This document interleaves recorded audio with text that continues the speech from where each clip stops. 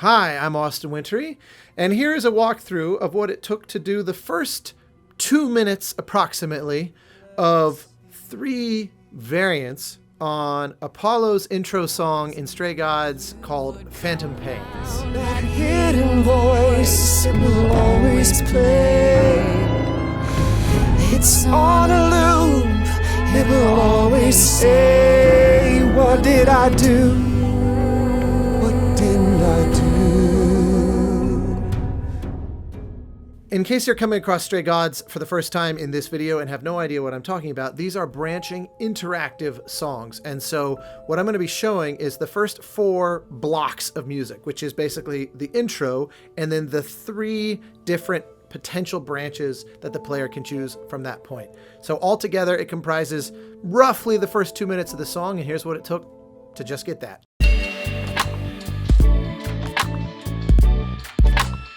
So before starting each song, our creative director and writer, David Gator, would sit down with I and my co-writer, in this case, Tripod's Simon Hall, aka Jan, and just walk us through where this fit within the overall narrative of the game, and also, you know, which characters were going to be relevant for it and that sort of thing.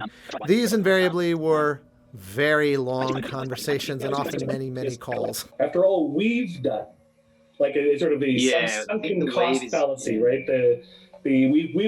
We've put so much into surviving. You're saying just throw it away, like stop now.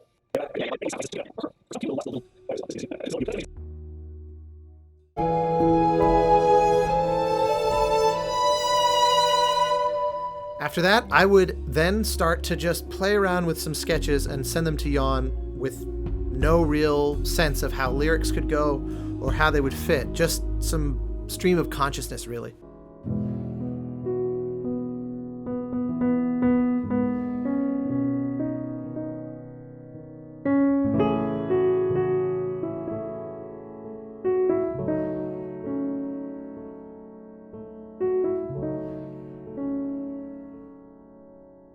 Jan, being a truly stupendous songwriter and lyricist in his own right, would kind of play with the idea and send it back with himself singing over the top as a kind of scratch just to explore ideas. And this is very similar to how it would work as well with Gatesy, aka Stephen Gates, and Scott Edgar, the other 2 members of Tripod, and also with Montaigne.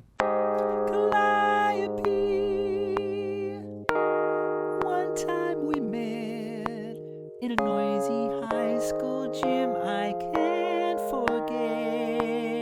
No one can. Yes, have a wallow. It might sound quite sound to lie down with the blinds down and wind your life down. And yes, Apollo, we all fail. We're all frail. But you should know if you stay in your self-hating jail. Some people are easy. They follow you around.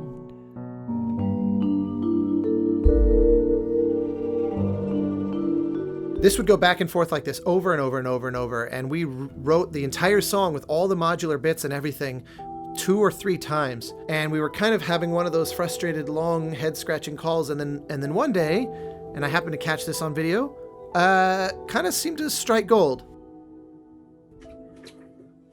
I have no idea where this instinct is coming from, but I just have this sudden imagine of, like, I've been thinking of it always as this kind of, you know, it was always sort of, you know,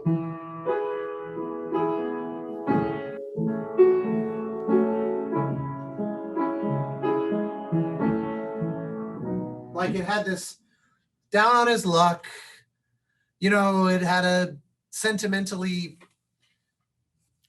mopey, emo quality. And I'm suddenly now imagining, what if it was something more, you know, like,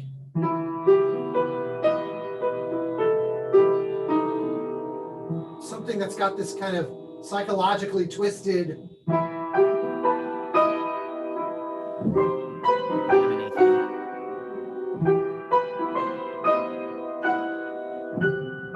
What about that, but without the swing? Yeah, I'm just doing it kind of reading it through, like.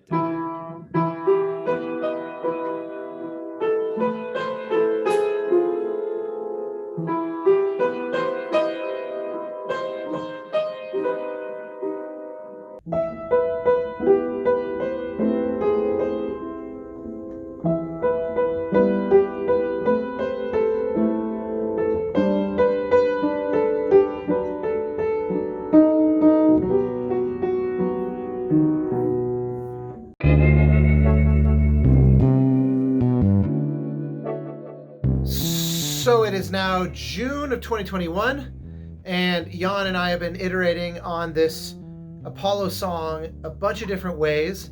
We're in draft like 3 or 4 now, and one of the threads, I had this idea of a kind of rolling sound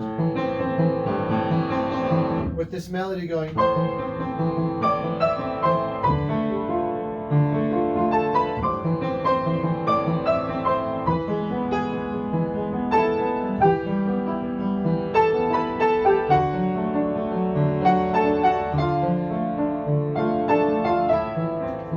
So Jan's been working out lyrics and sent a draft, and how heavenly is this? Tell me if it's too hard.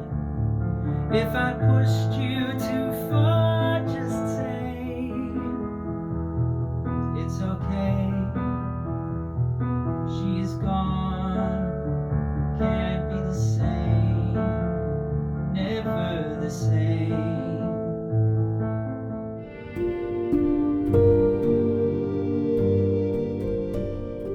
A bit of refinement and dialing it in, but we ended up with viable scratch of the whole thing that we could then put in the game to test and actually see how it feels to play. Phantom pains from a missing friend, feeding thoughts, thoughts that never end. What did I do? What didn't I do? Anytime I'm stuck on what I did and didn't do, I just scan the distance for the next thing. Cause and effect.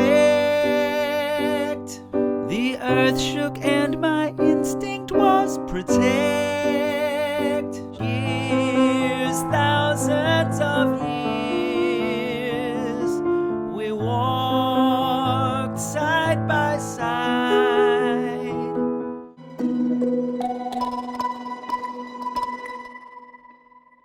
So then the next step is, okay, let's switch out these scratch temp vocals of Jan's for our actual actors. In this case, the amazing Laura Bailey playing Grace and Troy Baker playing Apollo.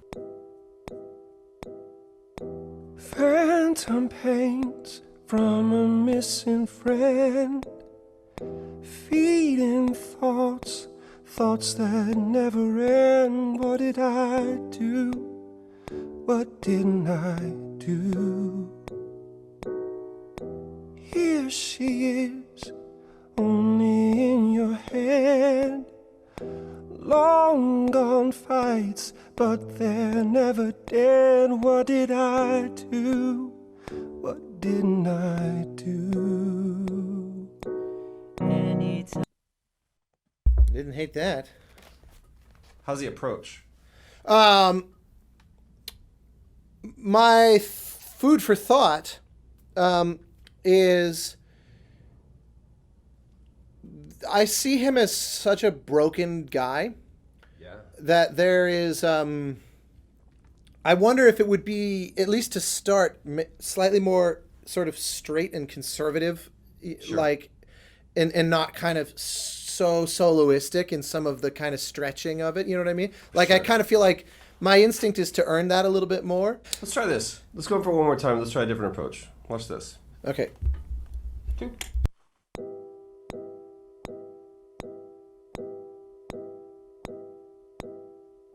Phantom pains from a missing friend, feeding thoughts, thoughts that never end. What did I do? What didn't I do? Here she is, only in your head. Long gone fights, but they're never dead. What did I do? What didn't I do? It's funny, I would have assumed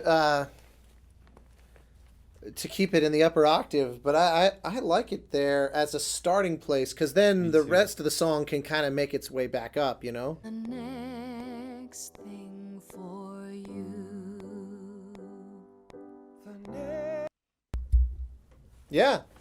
I think let's just go in for it. I could feel you working out how you wanted to place the next thing. So let's just try it and find what feels right to you. Okay, can we mute the scratch on this one? Mm-hmm. 4 clicks. Anytime I'm stuck on what I did and didn't do, I just scan the distance for the next thing. What is the next thing for you? I absolutely loved that.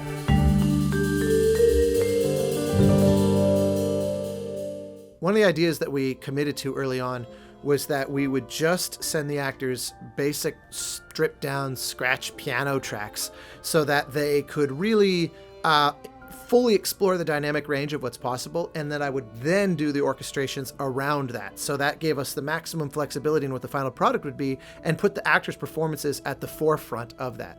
So having then recorded the actors, the next step was to actually commit to those orchestrational choices.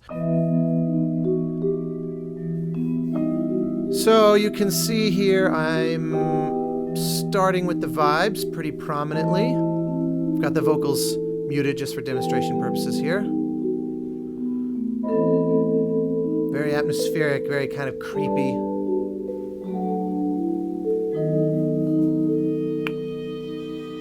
And then strings feature throughout this one in a very kind of glassy way. One of the things that I kind of got excited about in the back of my mind early on that proved to be doable was to feature the vibraphone as kind of Apollo's signature instrument. Every major character in the game, basically every character in the game, has a signature instrument associated with them, and for this one, it was the vibes, played in this case by the awesome Sydney Hobson.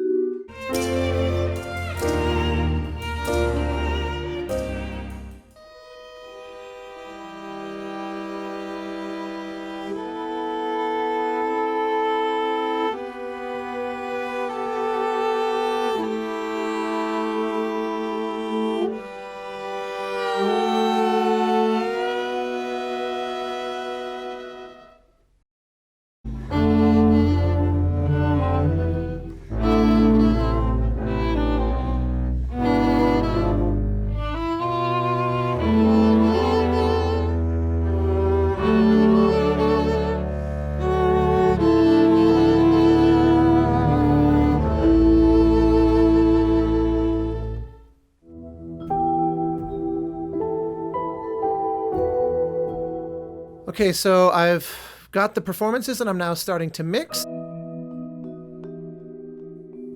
you see vibes are here. From Sydney, we recorded a few different options, mixed with piano and a fair bit of very subtle atmospheric electronics.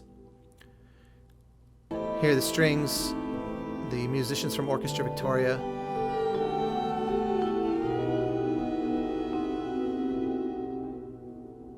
They played really lovely. Sort of a unusual lineup of 2 violins, 2 violas, cello, and bass. So here, the Kick-Ass, aka the Red Choice, featuring Tom Straley on electric bass. I've got the bass mix pretty high compared to how I might if it was a traditional song, because I really want the player to feel that choice. Every time you pick red throughout the whole game, you get the bass. And here, just want to point out that anytime any character throughout the game sings or mentions Calliope, I have this parallel alto and tenor recorder played by Kristen Negus. Features a lot in this song, given that it's a song about Apollo grieving her. Anytime they choose the blue choice, the clever one, it's Andy Leonard and clarinet. You can see pretty chromatic line. That's a feature that's really heard like that throughout the game. It's often chromatically weaving into the musical language, and as a result, blue tends to feel a little sort of, quote, jazzy compared to the others. That's one of the reasons why, others that I could unpack, but just purely from a mixing and orchestration standpoint. So here for the green, aka charming, let me mute the strings real quick. Harp is always the featured instrument. Niall Wilson, aka Harpsona. You can look up her awesome recordings on Spotify. Every green choice in the game features harp. In this case, it's a fairly active one. Add the strings back in. You can see how they're kind of dancing together.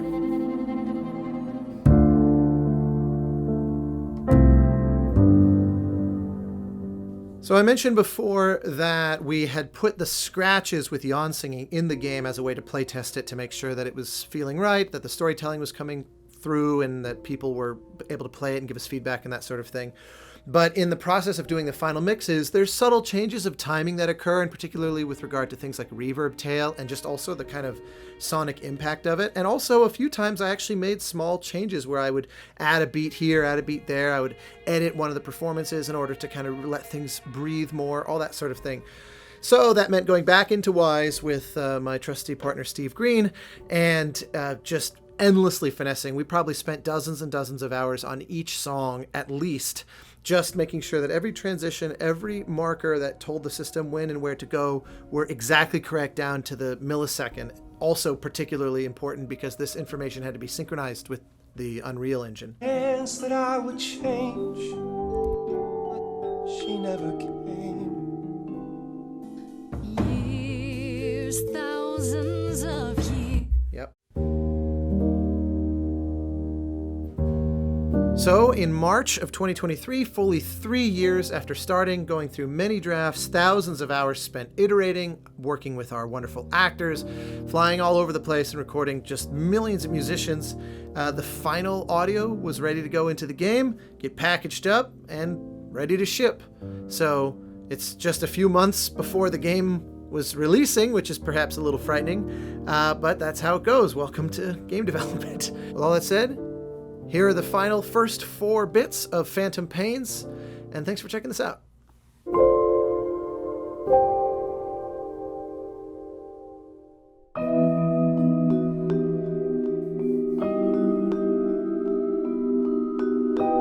Phantom pains from a missing friend, feeding thoughts, thoughts that never end. What did I do? What didn't I do? Here she is, only in your head. Long gone fights, but they're never dead. What did I do? What didn't I do? Anytime I'm stuck on what I did and didn't do, I just scan the distance for the next thing. What is the next thing for you? Next thing, she often said that too. We were statues hiding under sheets, collecting dust. She burst through the door and shouted, next thing. Come to the next thing. What did I do? What didn't I do? What did you do? What didn't you do? Cause and effect. The earth shook and my instinct was protect. She said, come, there's waves to ride. And I stayed shut inside. And that's where she and I would disconnect. Cause and effect. What didn't I do? Calliope, what was she to you? Years, There's thousands of years we walked side by side. She tried, said there's other paths.